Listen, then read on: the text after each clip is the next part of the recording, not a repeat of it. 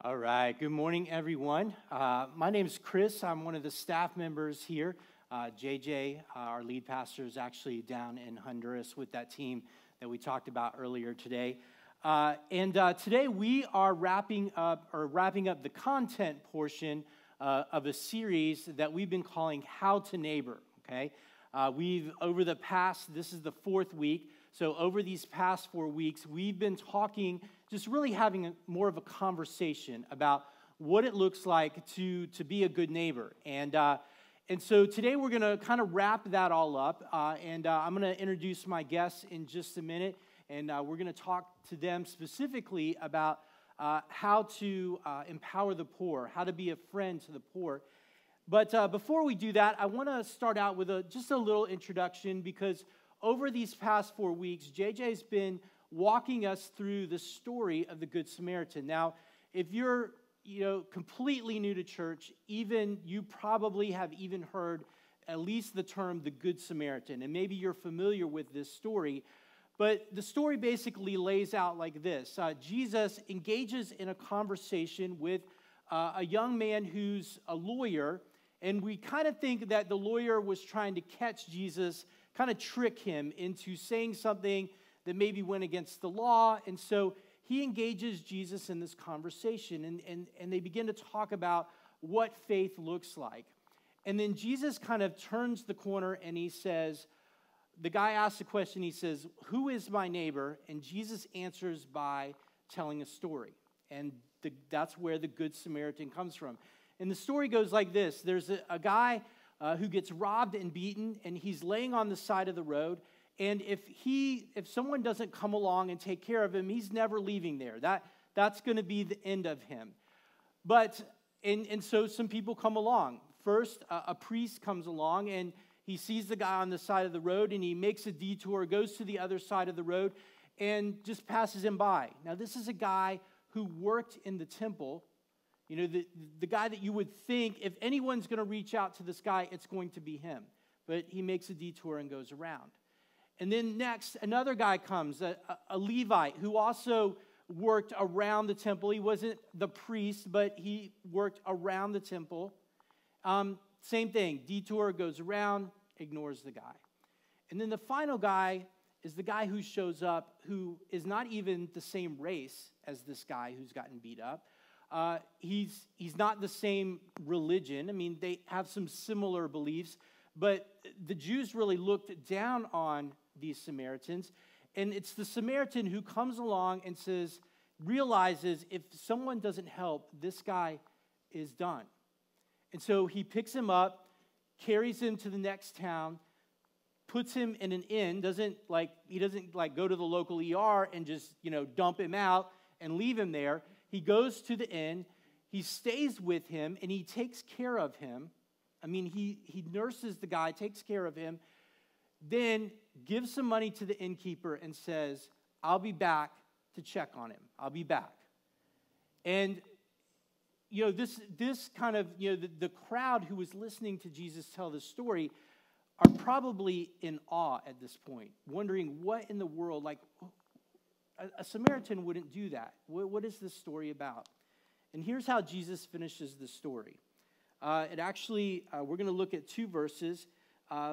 Starting in verse 36, it says this: "Which of these three," so Jesus finishes the story by asking another question. He says, "Which of these three," talking to the lawyer, "do you think proved to be a neighbor to the man who fell among the robbers?" And the lawyer says in verse 37, he said, "The one who showed him mercy." And Jesus said to him, "You go and do likewise." You go and do likewise. And so I hope that that's kind of the point of today, and really the point of this whole series. We can talk about how to be a neighbor, but unless we go and do likewise, we're not really a neighbor. So that's what we have to do. We have to, when today's over with, whether you connect with something that we talk about today, or whether you connected with something that we talked about in the earlier 3 weeks, Jesus is saying to us, go and do likewise. Go and be a neighbor. Don't just know how to be one, go do it. And so I hope that's our takeaway today. Hopefully, as we get into this conversation, whether it's something from today or something from the previous weeks, we figure out what is it that God's calling us to do. Where is God calling us to be that neighbor? And then we figure out what that looks like and we do it, okay? So let me introduce you to my guests. As I said today, I think I said, maybe I didn't, Josh said it earlier, but today we're talking about how to be a friend to the poor, or we titled it Empowering the Poor. And just talking about this issue of poverty, what it looks like in our community, and some of the things that we can do to help alleviate it or step into it and help in some way. And so this is actually Brad Beatty, who from Heart for Winter Haven. Sorry, there was a whole communication error in the first service, and I got Brad's name wrong. So Brad Beatty, and he is with Heart for Winter Haven. And then this is Margaret Jones, who's also with Heart for Winter Haven. And they kind of have stepped into this situation, and kind of it's a little bit of an unusual organization. I don't think there's a ton of these around the country, but there's some examples of it. But I want to start with that Brad, I want you to talk about what Heart for Winter Haven is, like where it came from, and what it is that you guys do. Yeah, thanks, Chris. Thank you. Thanks for letting us come and speak with you. See some friends out here. Nice to see the real dons. So Heart for Winter Haven started with, like you all, just trying to think, what does it look like to reach a city? And what does it look like to do mercy, in a whole city? We were really, as a church, moved by the prophet Jeremiah, who said to the people in exile in Babylon, it's like, seek the welfare, God said this through him, seek the welfare of the city and pray on its behalf, for in its welfare you'll find your welfare. And so that struck us as a pretty big task. That's really a God-sized task, right? How do you reach a city? So we're a city-reaching organization. My background's in mental health and elder care and nonprofit work, and I thought I would do something like that. But with that same idea of kind of going and looking the way that the Good Samaritan did, we went out and listened to our neighbors in the city and tried to see, well, what's going on, where are the needs. And so we saw great nonprofits doing work throughout the city in a myriad of ways. Churches doing work in mercy through a bunch of different ways, and to my surprise, a lot of the business owners also get very involved in that. Right here at the Apple Lounge, they always do great stuff at Thanksgiving and Christmas. I mean, there's just all these business people, kind of unexpectedly, that also are involved in this. But the problem we saw was they weren't communicating with each other. There was just no coordination going on. So we took that spot. We took that, how could we serve our city if we could serve them by helping them to communicate and to potentially start working together, which is collaboration. And then we also, there's this idea of collective impact, so it goes beyond collaboration into where there are gaps in the care of people. What can we start filling those gaps in new ways too, by combining resources or by bringing together what we all do, but in a specific area to a specific task. So that's what we started doing, and spent really a year in that first process of learning and listening, which seems like a long time, but probably should have taken longer, and have had a lot of neat work come as a result of that. Cool. So Margaret, tell us a little bit about how you became involved in what your connection to all this was, and kind of what it is that you do as part of Heart for Winter Haven now. So it's always about, it starts with a friendship, right? Mm-hmm. And so Brad and I met when he was working in another organization, and at a time I was working full-time pastoring a local church here in Winter Haven, helping pastor that. And through that friendship, I ended up serving with him on a board of another local nonprofit called Life Choice Pregnancy Center, who the executive director is right here. And so in the midst of that service, Heart for Winter Haven was being launched. Brad came to me and said, Margaret, would you consider being a part of our board of directors?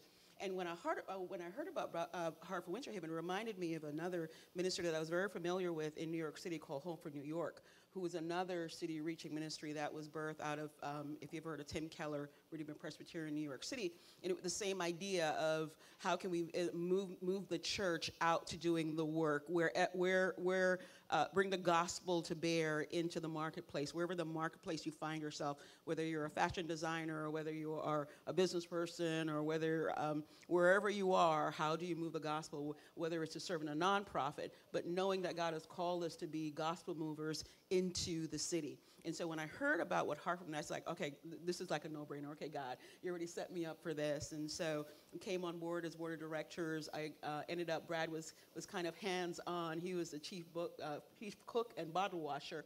And so I said to him, okay, I'll give you a Friday. And I would volunteer for him on Friday. And what happens when we're talking about people and volunteerism ends up to be on staff. And so I know I work full-time with jobs with Heart for Winter Haven. Okay, and we'll talk a little bit more about Jobs for Life a little bit later. But so as Heart for Winter Haven was starting out, and Brad, you mentioned that your background's in mental health and specifically dealing with the elderly, but I'm sure very quickly you realized that the issue of poverty was going to be a big part of what Heart for Winter Haven is going to do. So kind of explain to us kind of how you came to that realization and where that's kind of led you guys as far as what the work that you're doing in Winter Haven. Sure. Well, I grew up here in Polk County, so I was just real familiar with it, but sometimes things that you're most familiar with you don't see. So we did spend time just looking at what are the statistics, how do other people see us? And one of the things we came across was this thing called food insecurity, and the fact that Polk County is number 2 in the country for food insecurity. And that really astonished me. That was, Bakersfield, California, if you want to know who number 1 is, and then Memphis is right behind us. But we're number 2 in this food insecurity, and I think our poverty rate now is around 16%. Of course, our unemployment's low, but our non-working adult number is real high. All of our schools in town are Title I.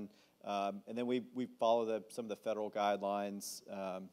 It's about $25,000 a year for family of 4.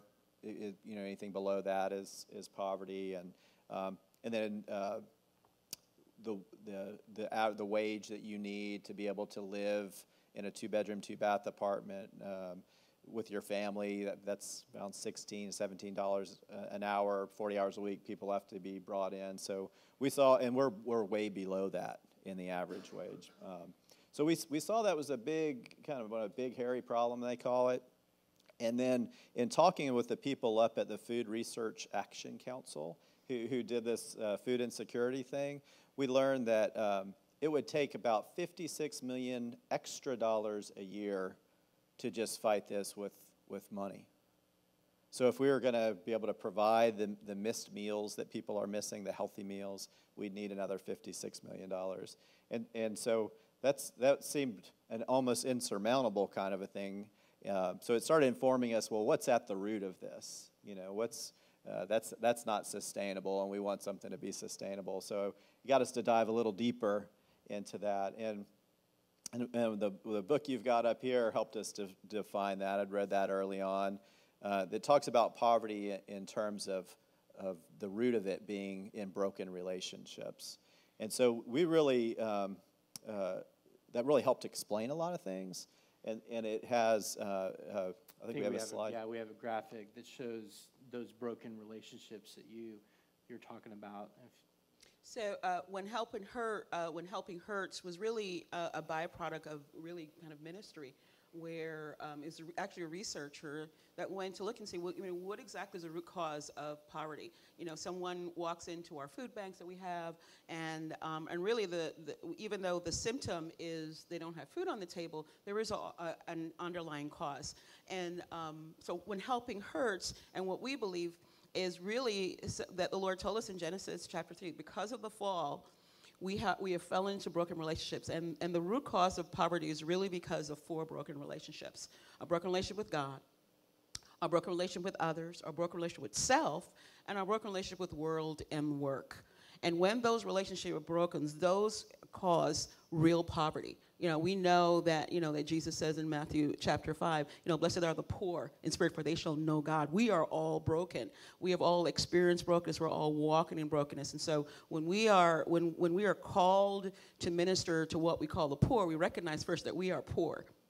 And we recognize that we have been extended grace in the midst of being transformed through our own brokenness. And so when we talk about how do we minister to the poor, we come first with a recognition that we all are walking through our own brokenness, and whether that's a brokenness that's happening with our relationship with God or with my spouse, when I, drove up to church, or with work and with the world and with myself. You ask the question, what is the biggest problem I have with myself?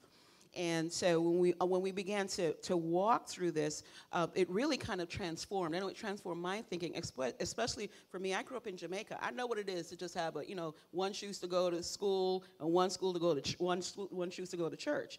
I lived in Raytown. That was real abject physical poverty. But realizing, because of the fact that my mother and dad had broken off relationship with our family, was one of the root causes to our poverty. And that kind of really sharpened my eye to that God has really called us to be a friend to people, to really help. How do we walk alongside people to help restore those relationships? Not that we're not going to walk alongside them and do the Thanksgiving, event. Not we're going to do that, but not just do that one-off. Am I going to commit to walk along somebody to help restore relationship, to help build those bridges? I think a great example of this idea that poverty is not just about material things is, Brad, you threw out the $56 million number that.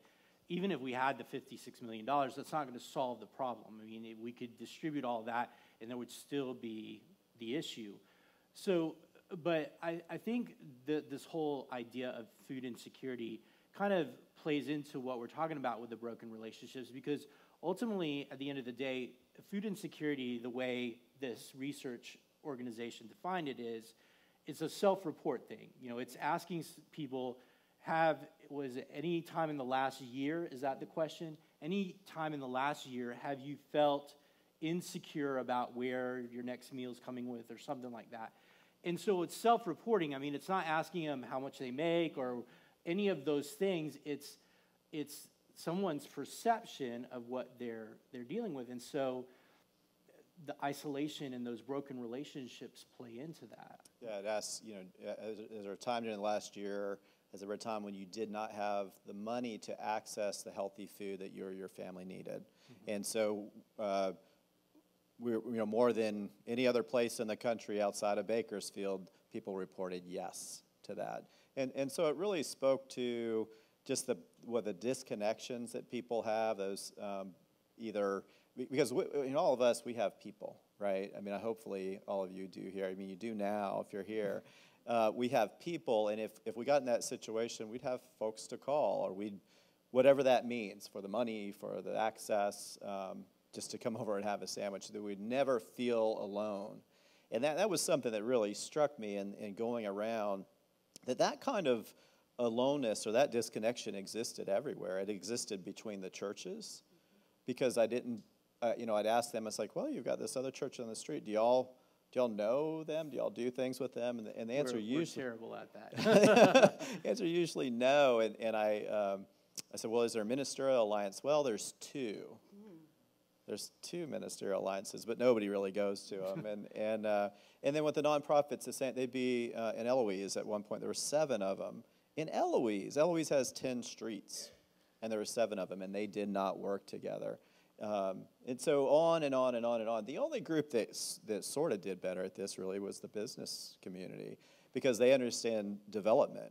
And I think at the end of the day, if you understand development, that is our purpose. We're a development organization. Social and spiritual development is how I would say what it is we do.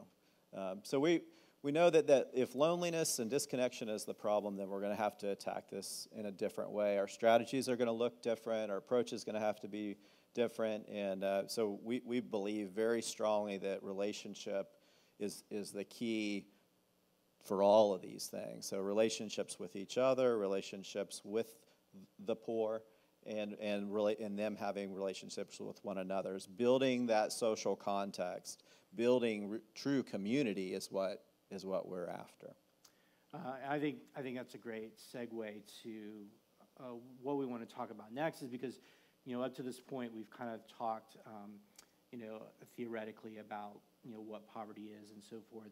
But I also want us to walk out kind of having some steps that we can take. In fact, when we began having this conversation, you guys were getting ready for a fundraising banquet, and Brad shared with me an ebook called How to Be a Friend to the Poor. In fact, it was written by Stephen Corbett, who helped write this book, When Helping Hurts. And in fact, I think it's available for anybody, right? Yes. So we can make that available to you. I'll tell you how you can get that later. But in this book, he kind of, obviously this has all the theory and the research and all of that, but this is him just kind of simply saying, here's some things that we can do as believers, as followers of Christ. These are the things that we can do to be a friend to the poor. And his first kind of key is to be intentional. So, and I think that's where the relationship aspect comes into it. So can we talk a little bit about being intentional, what that looks like? Maybe you guys have some examples of that in the work that you guys do.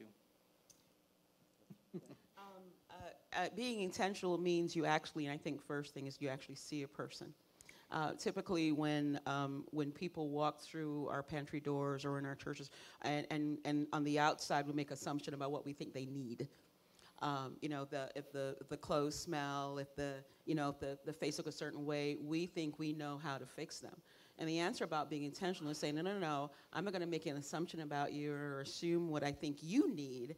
I'm going to be intentional about getting to know you as a person, adding dignity, adding value that says I am willing to enter into your space to hear, not only to hear, but also that we communicate person to person.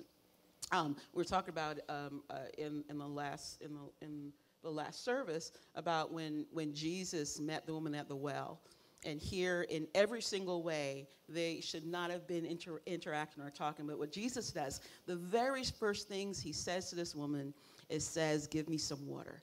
And what Jesus did was brought them to the commonality of human beings. That as human beings, under the skin, we all need the same things. And this woman needed water as well as Jesus, and he just created that bridge to our humanity. And it's the same way that we talk about how do we minister to, we call them the poor, who are people.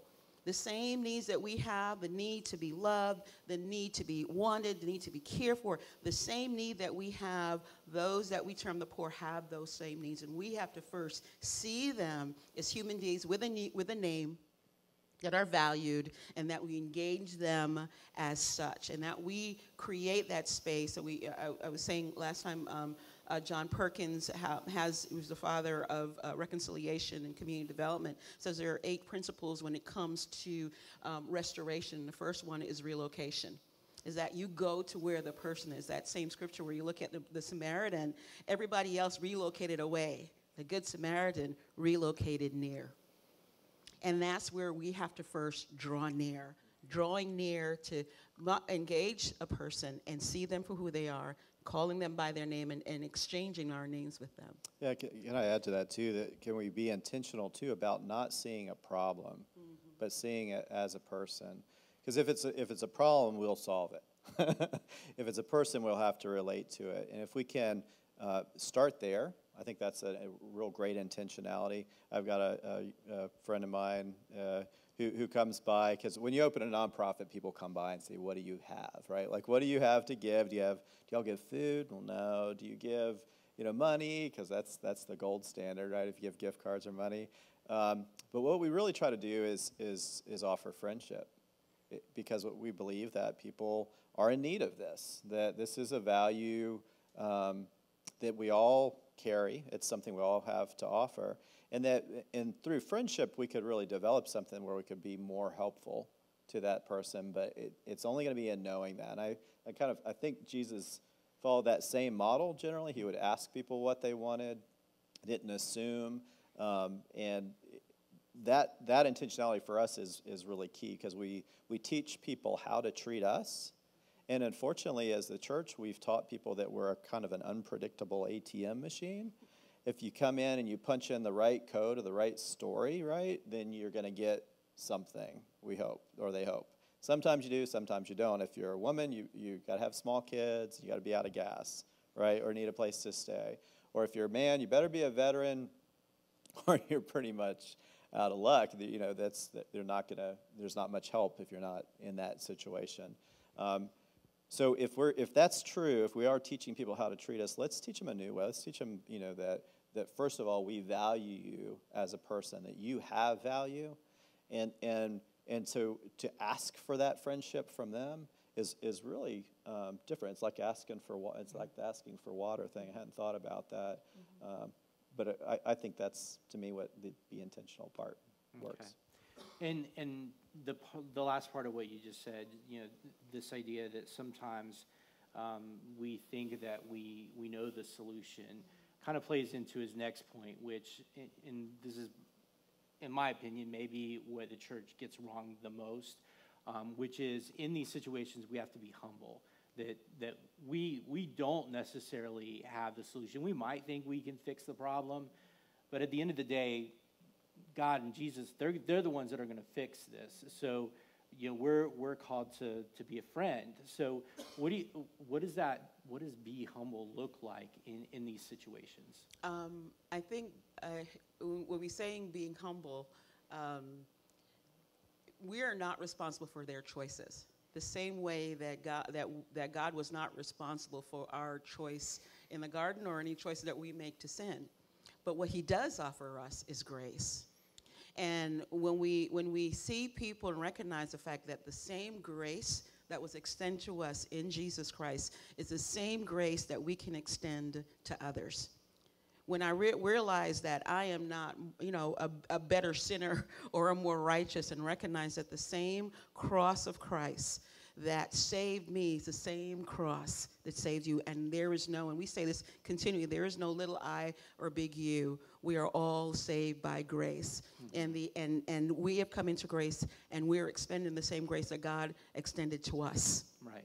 And we're all broken. At the end of the day, whether we're further along materially or whatever, at the end of the day, we're still a broken person, right, just like they are. Because you look at folks who are millionaires or billionaires, and they're still broken in their aloneness. Mm-hmm. So their house could be filled whatever wares, they could have much money in the bank, but if they're alone in that big house, they're just as much in poverty as that homeless person that's sitting on the corner of the street. Mm-hmm. And if we recognize the fact that I see my brother not less than me, and I'm not more than him, then I can extend that same grace that was extended to me. I think, people are their own best experts. We don't assume that we know what's best for people.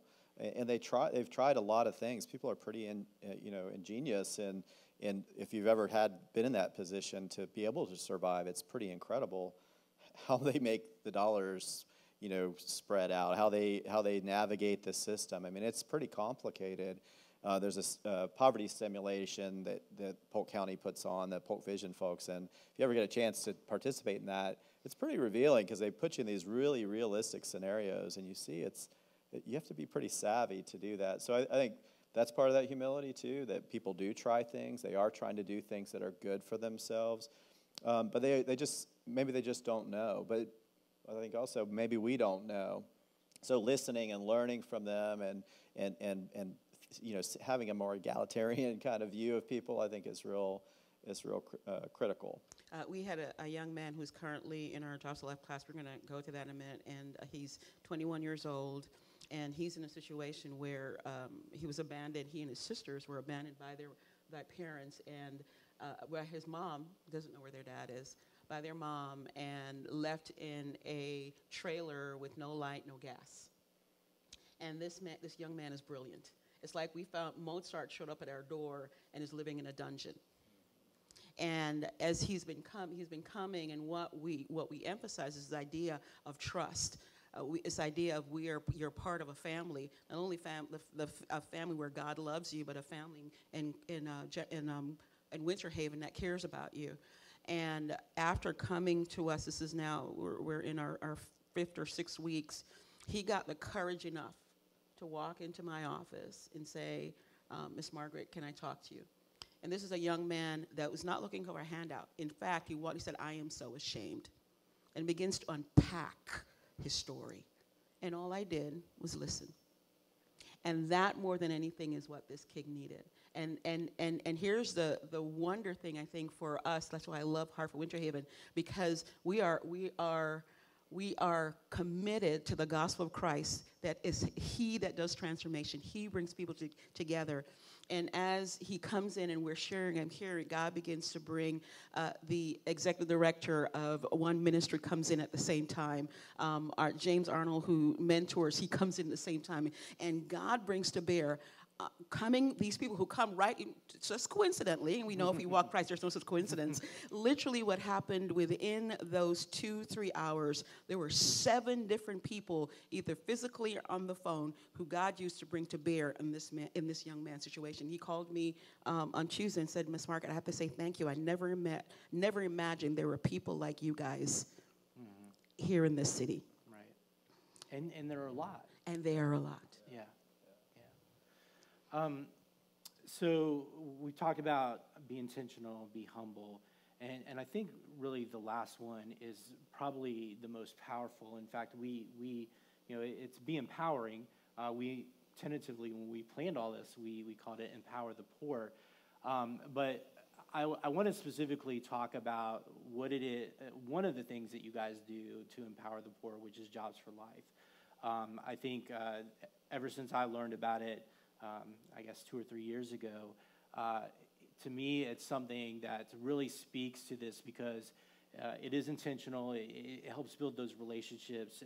It asks us to be humble and to speak into this, but most of all, it's empowering because it gives people the skills that they need. So let's talk a little bit about Jobs for Life, because ultimately, this is something that I think our people could get involved in. I think we have a lot of business owners or a lot of people who are doing well in their respective workplace or whatever that could walk alongside some of these people. And so let's talk a little bit about that.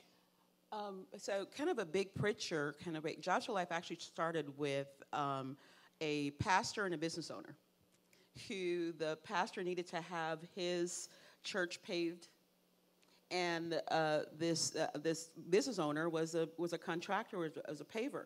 But at the same time, God was working in this his life. He had actually went to a CCDA conference with John Perkins and was really compelled in his heart that he really needed to make a relationship with someone cross-culturally, someone different than him, and intentionally a black person.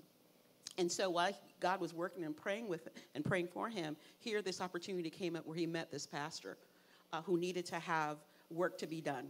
And they met, not only did they meet and they contracted to get the work done, they decided to meet intentionally for coffee every week. And out of that meeting every week was birthed Jobs for Life. Because this pastor had people in his congregation who needed work, and this business owner needed people to move his trucks to do the work. And they realized that this was a movement of God's gospel in order to bring transformation into their city. And if you look at Jobs for Life, there are 3 overarching things. It's about restoring dignity, and we talked about that we're about seeing people and validating who they are as persons and valued by God. And second is about changing lives. It's about transforming lives, not about fixing a problem, not about giving a handout, but it's about walking along people for transformation of the changing of their lives. And then it's about transforming communities. And we're in our 6th and 7th class that are being launched, that are being done right now. We're near our graduation. You're welcome to come December 11th. I'm plugging it. At Grace Lutheran is our graduation. You're welcome to come in and hear some of the stories of our people who are being transformed. But can you imagine if, we typically have about 10 to 12. This is our largest class. We had about 14 or 15 in this class. But can you imagine you have 15 people who come into the class not just about a paycheck, but they're on the road to their destiny and their career. They understand that they're of value, what it will do to transform our city here. So at the core of those rates of poverty and food insecurity is just income, a need for more income. So folks who are unemployed or underemployed, they're not earning at the rate they need to support their family, or not getting enough hours. That's our kind of target audience in terms of who will obviously benefit. We all are benefiting through it. But it's as simple as this, really. I mean, if we look at on the larger scale the work that's been done in Haiti, right, is after a hurricane or earthquake, that's beautiful. Aid is really an effective way to help people in emergency. We all experienced that last year with a hurricane. But in terms of developing an economy, it's never worked.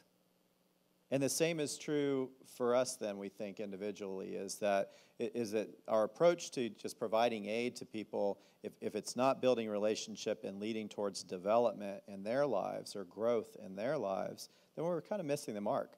So Jobs for Life is an example of that kind of life-on-life transformation power, is restoring people to the dignity of work. Because God uses work in all of our lives to bring sanctification and redemption for us. Well, why wouldn't he do it for everyone else? He gave it to us as a blessing and not as a curse. It really is to work out our salvation. We even use that language, working out our salvation. So Jobs for Life it's 16 classes over 8 weeks in which we take people from a sense of hopelessness and not understanding the value both in themselves and the value they can add to the workplace, to having a better sense of that. And they walk away with what HR people would call soft skills, but they really are just better employees. They're folks who are thinking about how can I add value to my workplace instead of just extract value. We teach them if you want to earn more, you become more valuable. It's as simple as that. And so if I need heart surgery, what my heart cardiologist or cardiac surgeon knows is very valuable, and we'll pay up for that. But that's missing, and so we don't assume that people always know that. If they've grown up in poverty or in a culture or family in which they haven't been exposed to that kind of the dignity that work brings. So we're just giving it an opportunity to learn about that. So it's not, we have a great example, and we're going to use this one actually before I saw the Royal Dance, is we had a great partnership with Life Choice, and we were referred Charlene because she was pregnant and she was in need of work. She needed to support her child. She came in and she told us that we welcomed her. We just were glad she was there, and the power of welcoming, being intentional, just saying, we're glad you're here. We see you, and we, like Margaret always learns everybody's names really fast, and you've got a place here. And so she began to believe that. She was referred by somebody she trusted, and so that trust grew. So that's also the power of connection there. But Charlene was pregnant. She had grown up in the church, but fallen away from the church, I think, and was in an abusive relationship. I think the second or third class, she called up. She said, I can't come in. She had another kind of bloody lip, and she was embarrassed. But I think we just said, well, just come anyway. And she did. And she realized she's going to start making a plan, not just for work and for her baby, but to get out of there, to get out of that situation. And just the power that community has. Hope is the commodity that we all need. Hope is just the courage to believe that what God has said about us is true. And community is the way that gets transferred to people. We have a sense of being able to believe that in the context of community. And that happened for her. And so she went through a lot during the course and even did lose the baby at like 21 weeks. But she got out of that relationship, and she got into this sense of having a sense of belief and understanding of her value in the workplace. And she's got a great job right now with Aetna. and she spoke at our banquet. It was really, really powerful. But her goals are not done yet. She's just like all of us. She's still on her journey, and her goal is to eventually be an insurance agent. And I absolutely believe she'll do that. But having that sense of just believing that, in every person there's this value, that hidden pearl might be right there before you, and just letting God reveal that and uncover that. It's an awesome thing to be a part of. Mm-hmm. And it's really, for me, kind of looking at it as the church, that this is really God's opportunity for the church to be salt and light and fishermen. A lot of times, and I know, in the pastoral role and part of being a church is that I say, God, I want to be used by you to share someone the love of Christ. I want to be used by you to win somebody to Christ. And how do I do that? I don't know how to do that. And Jobs of Life is really this God-given gift to the church to be able to walk alongside someone who is broken, and all you're doing is befriending them. Mm-hmm. And so from business owners to the person in the pew, there's an opportunity that you can commit to being a friend to someone for 8 weeks. And literally the transformations that happens with some, like Charlene, with, we just said Joanne, who said, please tell the sheriff, thank you for having picked me up all the time, because if you hadn't arrested me, I wouldn't be here and be transformed. I'm working at Southeastern University now. But the power of someone who loves God and is used by God to love someone and to be their friend. The curriculum, as I said, is totally faith-based. They are learning from biblical characters, the value of work. They're looking at Ruth and seeing Ruth's work ethic and seeing Joseph's work ethic. They're practical things that they have to learn. They have to get a professional resume that they have to put together. We partner with local businesses. We ask and local nonprofits. We ask business owners, would you partner with us? And you might not guarantee one of our graduates a job, but would you commit to interviewing them? It's up to them if they sell. Hopefully we do our jobs well and they're prepared with their 60-second commercial to be able to share themselves, and we give them what I always say to our students is, we'll set the table for you, but it's up to you to pick up the knife and fork. Because we walk alongside, we empower. Right. All right, so I know we've kind of been all over the place today, and I want, as I said at the beginning of all this, I want you to, whether it's what we talked about today or whether we've talked about in the last few weeks, I want you to be able to walk out and do one of these things. Be intentional about not just knowing how to be a neighbor, but being one. And so what I'd like to do is, if you're interested in any of the stuff that we talked about, maybe you'd like to know more about Jobs for Life, or maybe you'd like to get the book or any of those things. I mean, I'm going to give you an exhaustive list of stuff so you can kind of pick and choose what you're interested in. But I know the need for Jobs for Life is to have these champions, these people who walk alongside with them for these 8 weeks, to just speak into their life. And that need's not immediate right now. They've got classes finishing up right now, so those are covered. But in the spring, they'll be looking for those people again. But right now, there's even an immediate need. They feed everybody. So if you that's one of the things that you're good at. They need about a meal for about 30 people as they're wrapping up these classes. But they're currently running them at Grace Lutheran and then at Dudney's which is on the north side of Winter Haven. So ultimately our goal is to eventually see something on this side, whether it's us or whether one of the other churches running something here, because obviously this is a community that could use it, that could use that kind of support. And so if you're at all interested in any of that stuff, on your connection card, jot down Poverty or Heart for Winter Haven or whatever.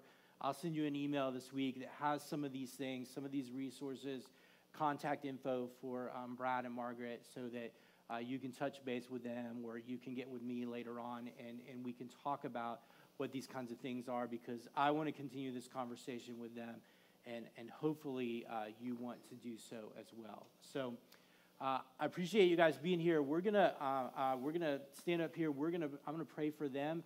Pray for you guys specifically, then we'll wrap up with a song, and Josh has got one more thing to share with you guys. But thanks again, and let's pray. God, I just pray right now that you would be with Brad and Margaret and Heart for Winter Haven as they do the work that you've called them to here in Winter Haven, to bring these different sectors, these different aspects of the community together, God, to first and foremost do your gospel work, Father. But then also in the midst of that, these social things that people are struggling with, these broken relationships, God, that you would give them exactly what they need as they work in these situations. God, you would provide the champions for Jobs for Life and the people who are needed in all of these different spots where they're empowering and stepping into people's lives. God, provide that. Provide the resource of money and all of those things that God, we know goes along with that.